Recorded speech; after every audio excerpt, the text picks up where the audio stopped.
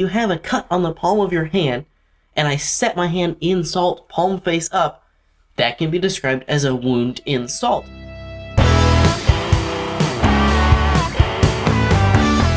Hi, I'm Josh, and I make lyric analysis videos here on YouTube. If you want more of that, then press that subscribe button. Let's talk about Good For You by Olivia Rodrigo. Before we get too far, please remember this is one opinion critique that I'm rationalizing with logic. Please share your thoughts in the comments. This song was released on Olivia Rodrigo's album Sour in May 2021. It is distributed through Universal Music Group and shares 4 writers, but I don't think they all have to do with the lyrics. A link to listen to the song is in the description. Before we talk about the form, can we talk about the title? Ah, yes. Good, the number 4, and the letter U. For a long time, songs have decided that they don't have to follow proper grammar. I completely disagree with that idea. Using shorthand for a song title just looks lazy. Sometimes a number can make sense if the number is being used as a number, unlike here. I think the idea here is maybe that you could have been sent as a text message and is designed to pull you into the world of a teenager. The singer is 18 after all. Let's move on to the form. As far as I am concerned, we have verse 1, chorus, verse 2, chorus, bridge, bridge, chorus 2, outro. This leaves us with 4 1/4 different sections. Here is the first half of verse 1. Well, good for you. I guess you moved on really easily. You found a new girl, and it only took a couple weeks. Remember when you said that you wanted to give me the world? Alright, here we have another breakup song. Understandably, the emotions have to go somewhere, and they must be easy to connect to with since there are so many out there. Here we have the singer lamenting on how easily her last boyfriend moved on. We then see that it has taken a couple of weeks. This is not a ton of time, but I think we can agree that it could be much worse, as in the time could be much shorter. We then have the attack of a reminder that this person wanted to give the singer the world. I would have to guess that this was stated long before this rough breakup. Verse 1 continues with, and good for you. I guess that you've been working on yourself. I guess that therapist I found for you, she really helped. Now you can be a better man for your brand new girl. This, I think, is the most informing part of the song. We can see the boy here was trying to improve himself through therapy. Now, what is interesting is the statement that the singer helped find the therapist. Therapy can reveal a lot about oneself and surroundings. One of those things could be the realization of a toxic relationship. I don't know for sure, but it seems very, very possible that the therapist encouraged the breakup and was pivotal in the boy moving on so fast. This chorus is also connected that we need to look at it all at once. Well, good for you. You look happy and healthy, not me, if you ever cared to ask. Good for you. You're doing great out there without me, baby. God, I wish that I could do that. I've lost my mind. I've spent the night crying on the floor of my bathroom. But you're so unaffected, I really don't get it. But I guess good for you. So the first statement is clearly an error.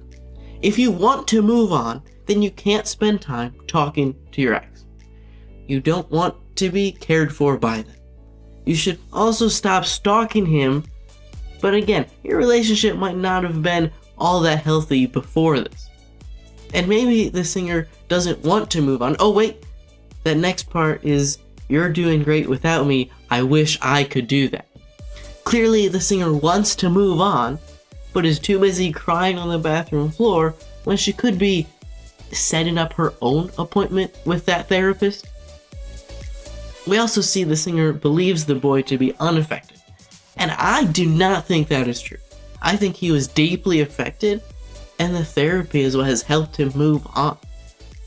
I do not think the therapist is on board with this new girl per se, but hopefully she at least sees more positives with that relationship than she saw with the one with this singer. If I haven't been clear enough, maybe the boy isn't the only one to need therapy. Verse 2 starts with, "Good for you. I guess you're getting everything you wanted. You bought a new car and your career's really taking off. It's like we never happened. Baby, what is up with that?" Now, the teen illusion is broken completely. And that is a shame, because this takes that stalking up 3 notches. It's one thing if you have to see the boy at school, but unless you for some reason work together, you have to stop following him around. Also, the new car should be a good thing for you, as it means all the memories from the old car you won't have to see. At least not, you won't have to see it with the same license plate. Let's not forget this is all happening within 2 weeks of the breakup. This means that career started taking off before the breakup, and the singer probably had an issue with the lack of time spent with the boy as he kept getting busier. I don't want to think about what that conversation looked like. Again, the key to all of this, I believe, to be the therapy. The verse continues, "And good for you.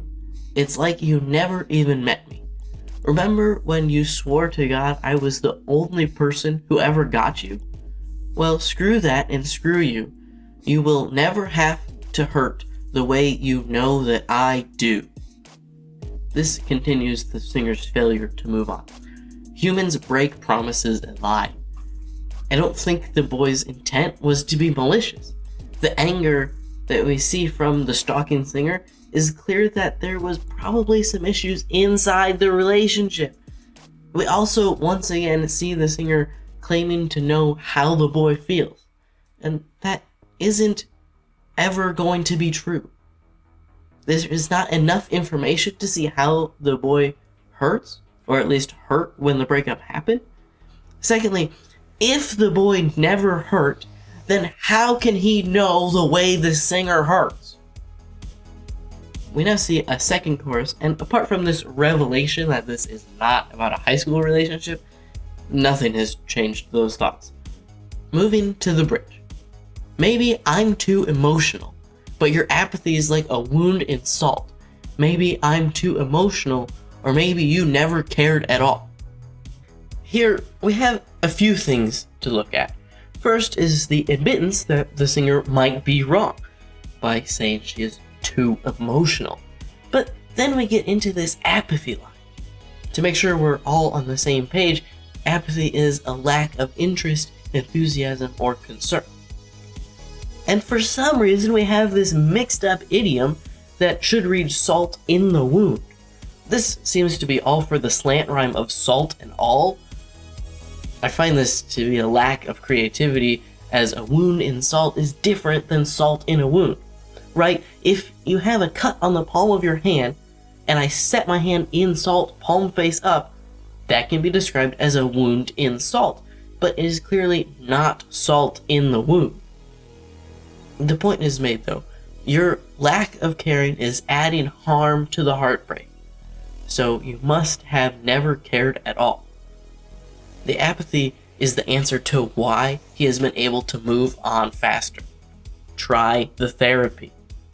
We see all of this repeated, and then we see another chorus. I hesitate to call this chorus 2, but it does have a different line.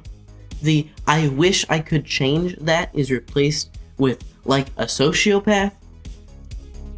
Let's go ahead and look at another definition for sociopath.